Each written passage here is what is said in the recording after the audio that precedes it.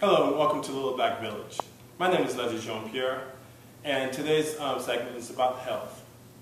Today we also have with us Wallker Tisdale from Healthy Black Men. Welcome, Wallker. Thank you. How are you? Fine, thank you.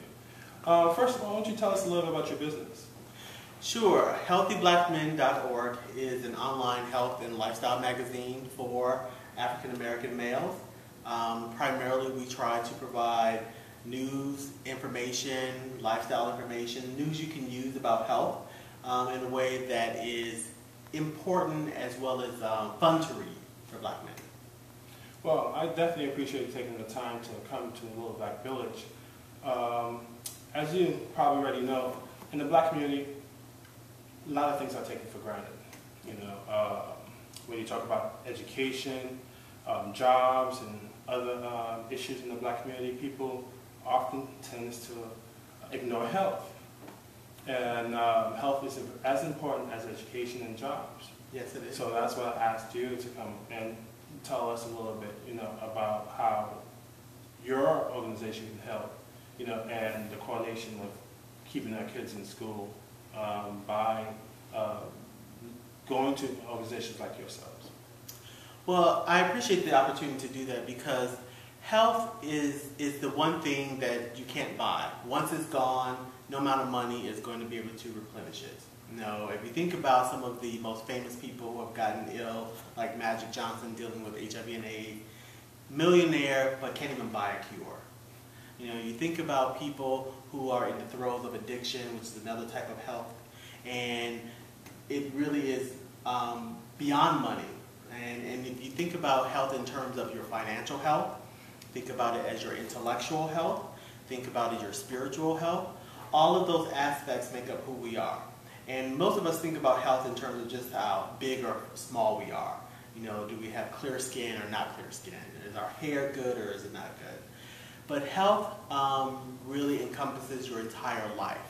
And so that's the way we look at it at Healthy Black Men. And so we like to encourage Black men specifically to take better care of themselves, because when you take care of a Black man's health, then you take care of a Black family's health. And when you take care of a Black family's health, then the community is healthy. That's very good, because what we'd like to do is promote responsibility.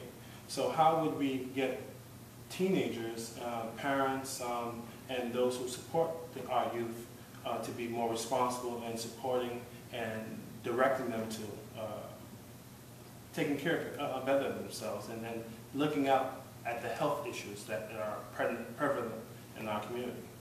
You know, Leslie, I think that's a great point. I think with young people specifically, parents have to expand what it means to be healthy to their young people. Because young people are probably engaged in a lot of physical activities, whether it's cheerleading or it's baseball or some sports activity. So the physical health is something that's probably a lot of young people think about. But young people also really need to think about health in terms of how do they prepare themselves for life after high school. You know, think about their vocational health. How are they preparing themselves for making good decisions? You know, their mental health. And how are they dealing with stress? Life is going to get a lot stressful after exam time.